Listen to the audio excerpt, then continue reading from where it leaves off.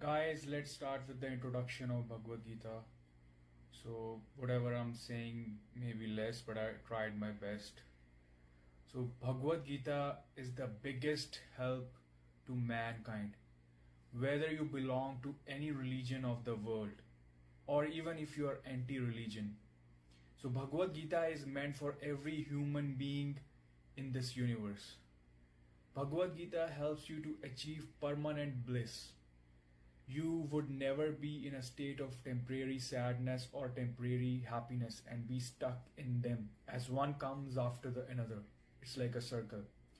So if you want permanent happiness, Bhagavad-Gita is the only solution. It's the highest knowledge which has answers to any questions mankind can think of.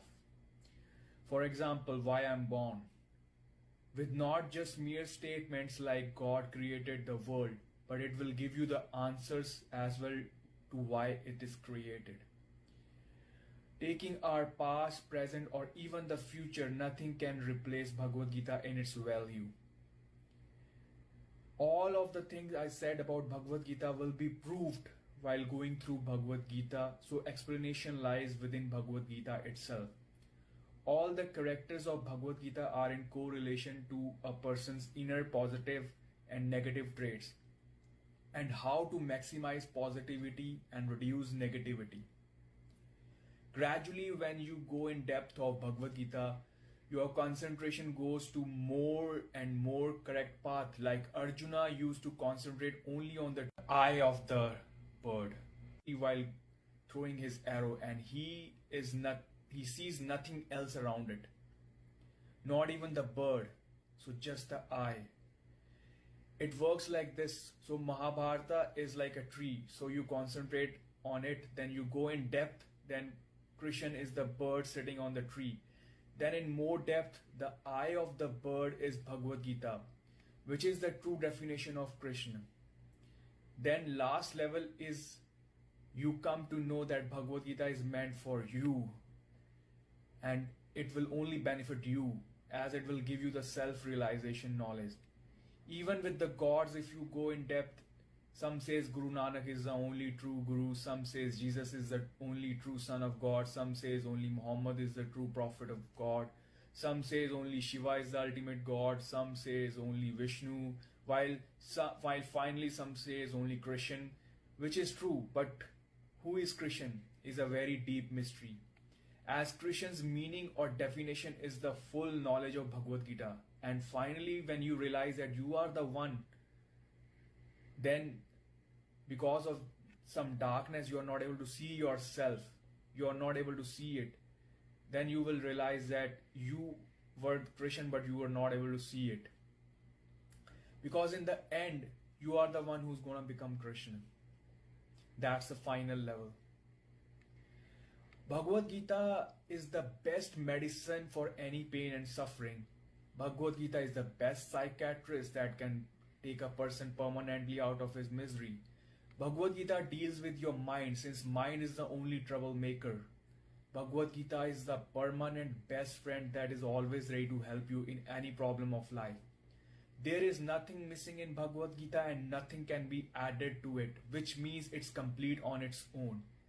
Any other preachers such as Jesus Christ with Bible, Muhammad with Quran, Guru Nanak with Guru Granth Sahib, Mahatma Buddha, etc., all in the world that have provided any help to mankind, they are basically the practical followers of Bhagavad Gita only, and they did whatever is written in Bhagavad Gita according to the society they were born in or according to their nature. So the question arises, like, why didn't they give full knowledge of Bhagavad Gita?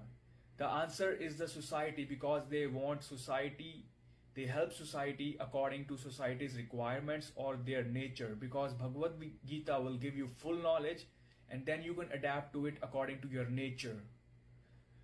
Consider this example, if Bhagavad Gita is A to Z knowledge, then you might understand M to Z and would try to live your life according to your understandings, because Bhagavad Gita is all practical and helps you to lead a meaningful and purposeful life. So some would understood only A to Z, but like completely A to Z, but might not be able to live their life fully A to Z, but they might be able to live like M to N or even a minimum. Some might just try to only understand it and just listen depending upon a person's nature. Example, a less practical but more theoretical person. But it proves beneficial in all the ways you can think of. You just have to be a part of it. So just become part of Bhagavad-Gita. Later, while going through Bhagavad-Gita, you will come to know that no living form can skip Bhagavad-Gita. So it becomes a must now or later in life. So Bhagavad-Gita is the first utmost priority knowledge which should be taught before gaining any other knowledge of the universe. Consider Bhagavad-Gita to be a master key that opens every lock. If you don't have master key, you would be stuck for sure later at some point in your life. So, at one point while going through Bhagavad-Gita, you will also realize that you don't need to know more because there's nothing left to know in the universe that you can know. As you now know everything, but you will practically live your life while being on the path of Bhagavad-Gita after you completely know it, like you're in theoretical, fully aware. But even if you are not fully good with that, you still can work on the things that you know. So it works anyhow. After going through multiple 20 plus sources of Bhagavad Gita and with my own personal experiences, I am sharing the best source of Bhagavad Gita in English. Although I have gone through the same author in Hindi more than 10 times for this particular source and some others too as well, the sources I heard were all in Hindi because I prefer Hindi. The thing is, many words you can't explain in English, but still I will try my best so that translation is the best. Moving forward in this world, there are only two kind of people, positive and negative, and no other type is possible. So for example, if you are a positive person, means you have more positive character than negative. Like nobody is fully positive. You will eventually become, but initially everybody is a mix. And still if you haven't gone through Bhagavad Gita but other sources, then gradually you will go through Bhagavad Gita in the end with self-improvement, making your life a bliss. And then finally you will see Bhagavad Gita is the prime source of everything and everywhere. And then you will see Bhagavad Gita in everything and everywhere around you. Or in a vice versa, means you are a negative person, means you have more negative character than positive. But in that path you will make your life difficult and more difficult, and then in the end, when life has gone worse for you, you will also see Bhagavad Gita is the prime source of everything and everywhere, and then you will see Bhagavad Gita in everything and everywhere. So the choice is yours. So Arjuna represents all mankind or human's mind, and Krishna represents the last level of life or the ultimate God or the pure 100% consciousness or the soul. And Krishna, whose definition is Bhagavad Gita, is the formula which helps you to reach the last level. Means you merge in Bhagavad Gita or Krishna, or you become him. With the help of Bhagavad Gita, Krishna himself, as he is inside of you. You just need to explore and find him. Later you will also realize that whatever else you are doing in your life is a complete waste. Until and unless you are doing something purposeful according to Bhagavad Gita. You will be given infinite chances until you do the correct thing, but you might be making your life difficult with that slowly. So the best source means that I agree with this source that I'm going to play for the majority, but still I will give my side of explanations so that I'm more clear to that. Because I couldn't find any source that I can say it's the 100%. Otherwise I would be playing only that source. So I'm gonna play the maximum source that I related to, but still I will give my explanations. So I will also try to give you more introduction, because no introduction is enough for Bhagavad Gita. Hopefully you are trying to understand what I said, but still there is a lot to say about Bhagavad Gita.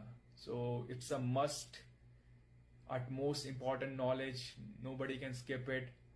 And after that you can do other sources, but consider this as the first and the prime most important knowledge, and a master key to open every problem, not a problem, sorry, the solution, to get to the solution of any problem. Master key to open the lock, all the locks, No, nothing is a master key except Bhagavad-Gita.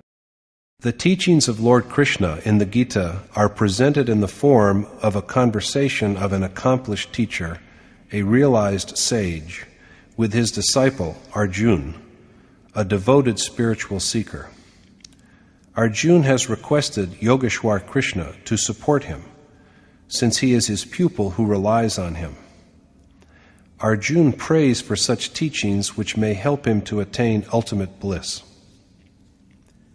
Dear sisters and brothers in the divine, those great sages in India, thousands of years ago, who contributed in compiling sacred scripture and holy books like the Vedas, and in creating deathless literature like the Bhagavad and the Mahabharata, all acknowledged the Srimad Bhagavad-Gita, the celestial song containing the teachings of Lord Krishna to his disciple Arjuna, as unique among all such eminent creations, in the depth and breadth of its spiritual insight and practical instructions for the spiritual path, as well as in the unparalleled beauty and clarity of its poetic expression.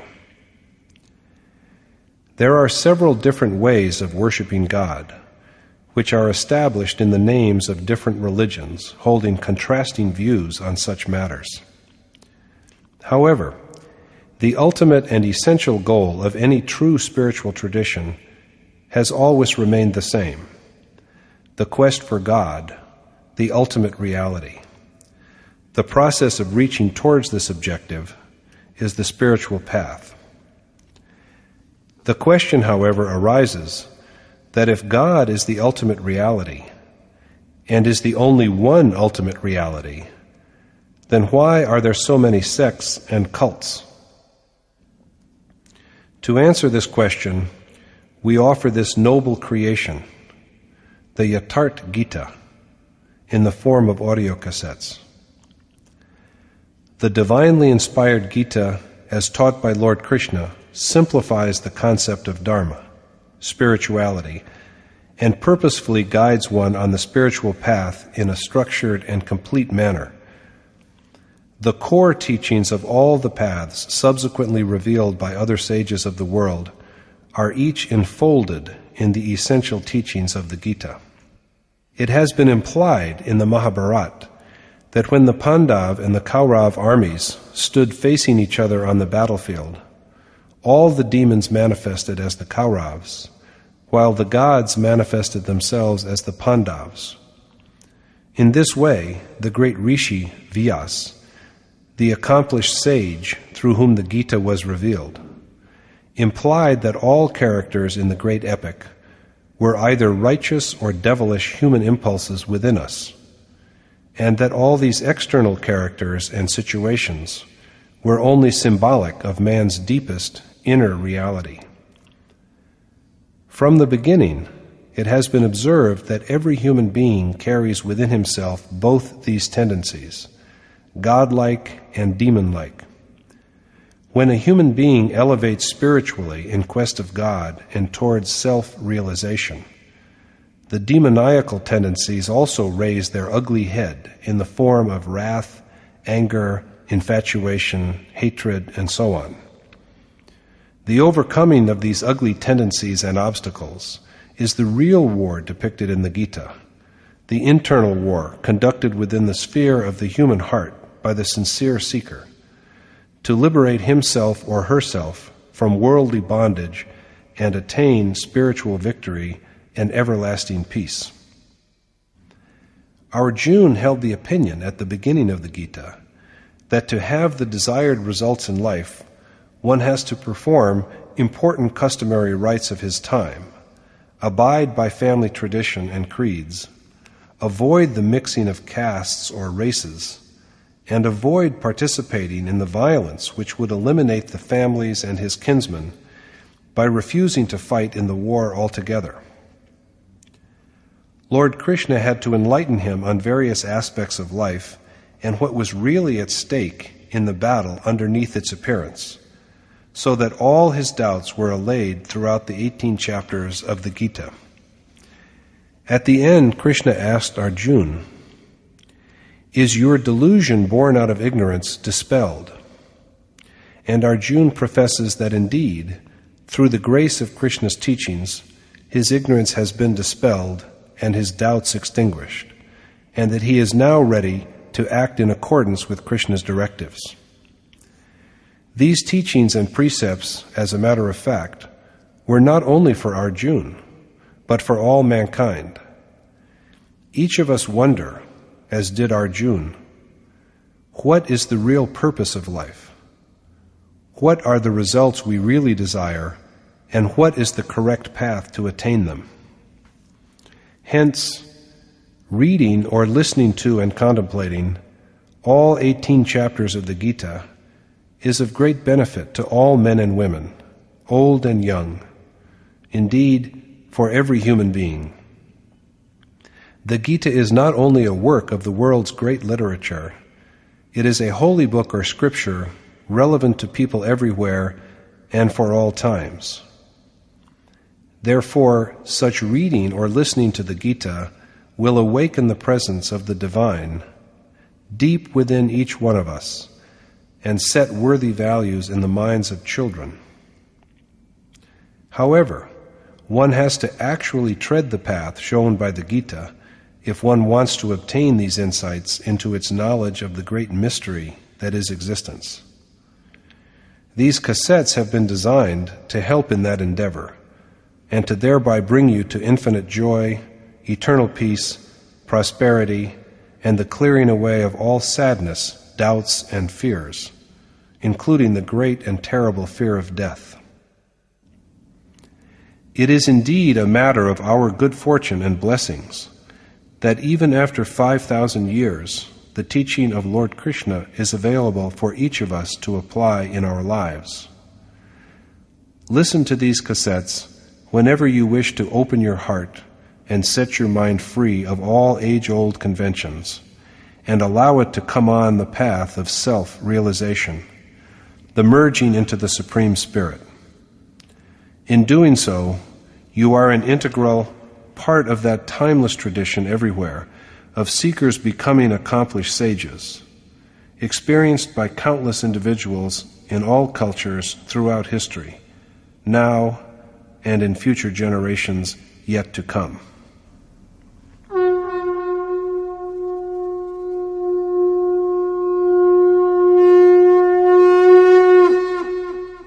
Om Shri Paramatmane Namaha. Yatharth Gita, Srimad Bhagavad-Gita.